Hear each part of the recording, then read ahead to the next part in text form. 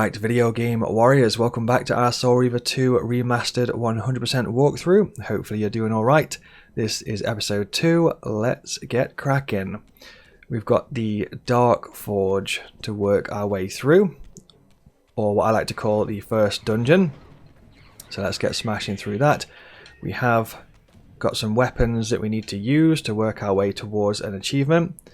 So this enemy here, just give him the old 1-2, pop this shield into this door to open it up. Then we need to pop over to Spectral Realm so we can go through this gate.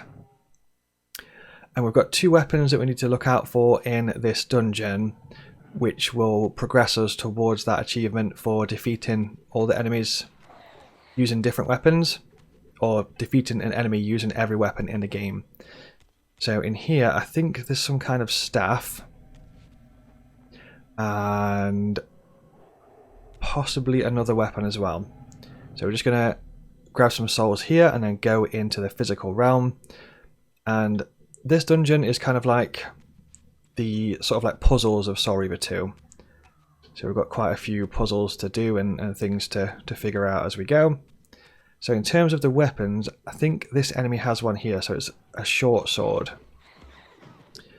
So ideally what we need to do is steal this guy's short sword and then defeat his friend with his short sword. Don't forget that you can pop the weapon down if you need to whip out the old Reaver. I need to be careful here because I want to ideally leave one of them alive. So I'm just going to give them the old 1-2 and try to leave just one of them alive. Okay, perfect. And pick up the short sword. I need to defeat this guy using the short sword. So let's go for that. There we go. So short sword has been used. Perfect. I can pop that sword down now. And I think there is one more weapon inside this forge that we do need to grab. So we are going to keep our eyes peeled for that bad boy. Good timing. It's right here on the wall. So we're going to give this guy the old 1-2 with this staff. There we go. And once again, with that achievement, in terms of like finishing the enemy off with a weapon as such, it's you don't have to press any special button or anything. It's literally just press attack, and it will, as long as it defeats the enemy, that's absolutely fine. I don't know about you, video game warriors, but sometimes the glide doesn't always trigger for me. I don't know if I'm pressing it too early, or perhaps my controller is on its way out. I'm not really too sure, but just be aware of that glide. Let me know in the comments if yours works every time, or sometimes it may not trigger. For some reason mine doesn't always trigger, but I'm not quite sure why that is. Not sure if it's the controller or the game, the remaster perhaps. Not too sure. Anyway, we just drop down into this section here, and this is where kind of like the puzzle type stuff starts up. I think you can go either way. I don't think it really matters too much which direction you go here. Let's go this way first. So all we're doing there is just holding down X and then just pressing a direction to spin this around. And we'll go through here first of all. Pop into Spectral. So there's no more weapons to look out for in this particular forge. So as long as you've got the short sword kill and the staff kill, then you're absolutely fine. The rest of it is just puzzles and stuff like that. So we're going to go into physical realm. Need to ideally absorb some souls. Looks like there's none around, so we're going into combat mode. Once again, you can do a lunge forward if you press forward and A and then attack. You can do like a lunge forward attack, which sometimes comes in useful. I'm going to try and steal that guy and then get out of there just in time. So we are back to physical. Don't forget that torch kills also count, so if you haven't got a torch kill yet, then grab one of those whilst you're here. Might be able to skip these enemies. Those enemies do ranged attacks, so they can like knock you off whilst you're climbing if you're not careful. So we're just going to spin this around once so that light is facing this way, and then this bit.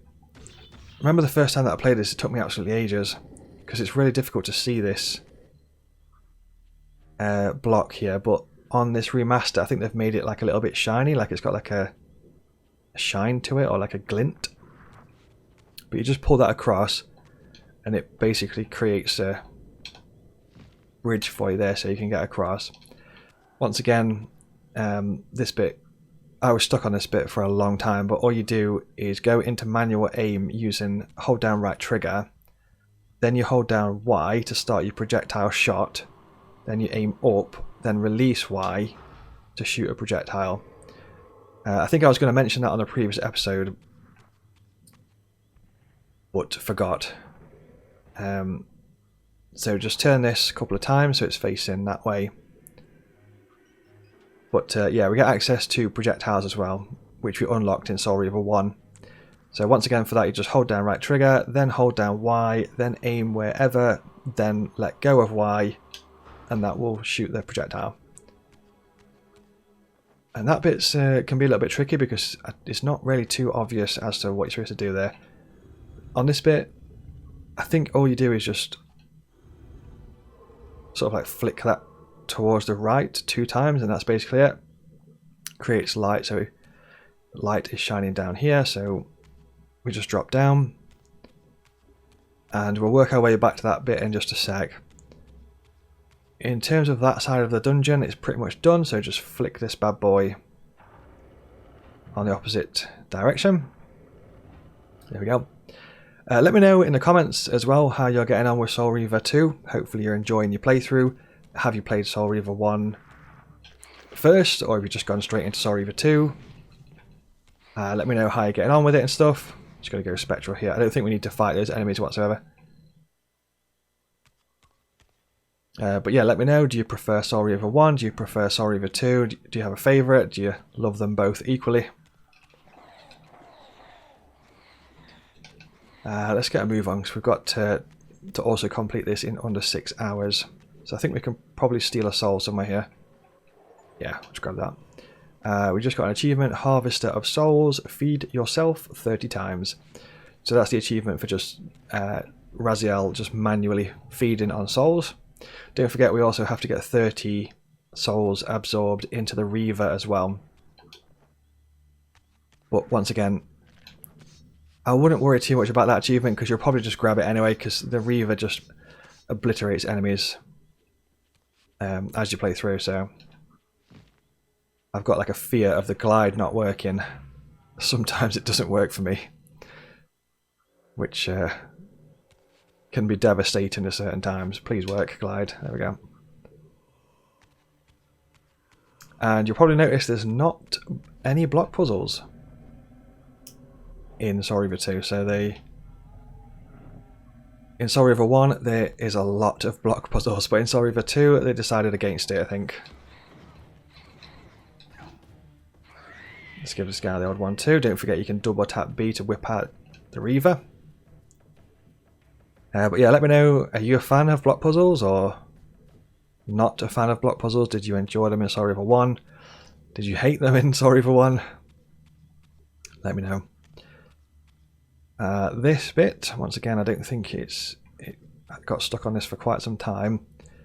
The first time that I played. You can use projectiles to push these if you want to.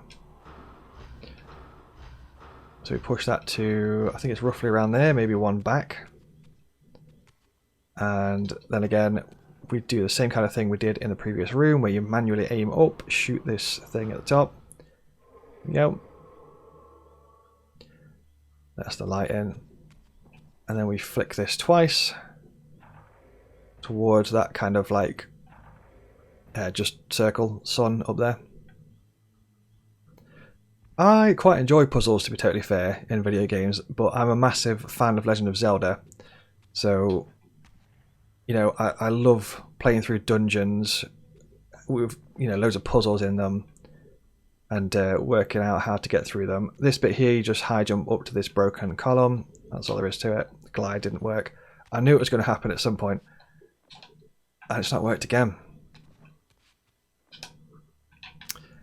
don't know if that's my controller acting up there or not, but we'll try again. I'm going to press the glide button. Super. I'm not sure if I'm pressing it too early or maybe the controller's just on its way out. Anyway, you just glide across there and we grab this key item. Be careful not to go too far forward here, because I think if you sort of like jump too far forward, it kind of like jumps you off the platform, and we need to be on this platform because we need to grab this key item. So if you miss it, you got to go all the way around again to grab this key item, which can be a pain. Anyway, so we grab this, whip it into here. I don't think there's too much more left of the Dark Forge if memory serves.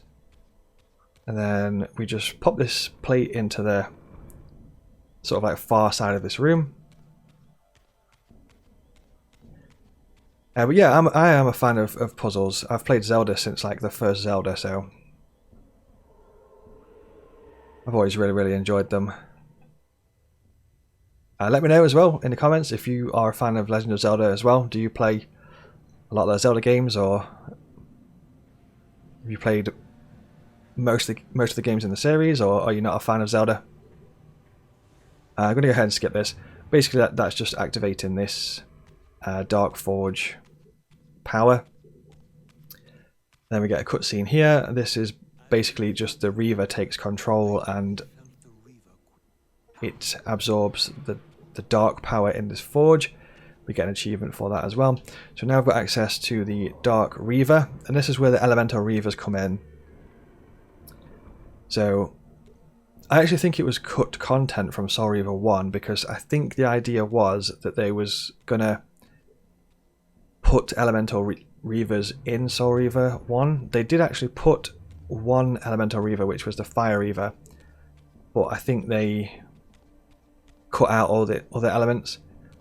Essentially here, what this does is basically just activate the dark energy fonts, and then if you look in the bottom left corner, you'll see that that's the Dark Reaver sort of like symbol. So it kind of like lets you know what Reaver you're currently wielding. And there's quite a lot of puzzles in this game, kind of like flicking between different Elemental Reavers. So even though in Soul Reaver 1, if you did get the Fire Reaver, then it doesn't actually carry it over into Soul Reaver 2. You have to get the Fire Reaver again later on. And the puzzles are kind of like built on swapping the elements on the Reavers, essentially. Anyway, so you have to have the Dark Reaver here, and let's make our way out. And this gives us access to a few extra bits and bobs. So achievement there for talking with Vorador.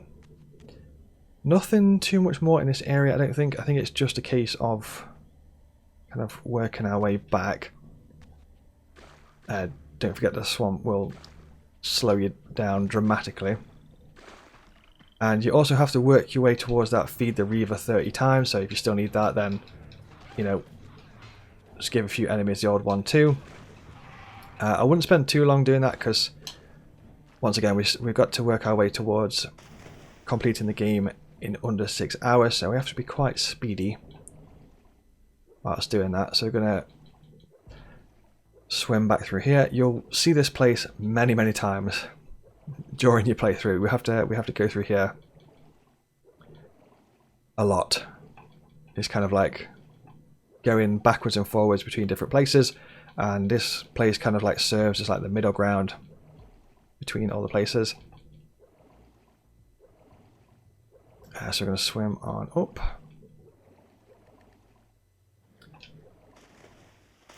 I forget where the sort of exit is to this area. I can hardly see what I'm doing here. Oh look, straightforward I think. Okay, cool, yeah, so we're gonna climb on up. But yeah, let me know how you're getting on with Soul Reaver. If you've got a favourite game in the series, Video Game Warriors. Maybe you're a Blood Omen fan, or Blood Omen 2, Defiance perhaps. So we're going to work our way back round, jump on in this body of water, and then I believe this brings us back to the Elder God. One of my favourites actually is Blood Omen 2. I absolutely love Blood Omen 2, but that's because I'm a huge fan of Tenchu, and Blood Omen 2 has got some like really cool stealth kills. So I liked the sort of like stealth kill stuff that Kain could do in Blood Omen 2. It was really fun, and it reminded me a lot of Tenchu. So that was cool. I'm gonna pop down a slot and then save. Always just drop down one slot each time you save, because it will come in very, very useful as you play through. So don't forget to drop down one slot. The glide didn't work there again. You can drop back into the water if you want to talk to the Elder God. Sometimes he's got like bonus dialogue for you, so if you swim up to his eyeballs, you can sometimes get some bonus dialogue for him. Once again, you don't have to collect health upgrades or, you know, glyph energy upgrades and stuff in Soul Reaver 2, so don't worry about missing pizza slices or hidden items, anything like that. There's literally no hidden health upgrades or upgrades like that. You just play through the game naturally and you just get all the stuff, which I quite liked in Soul Reaver 1, to be totally fair.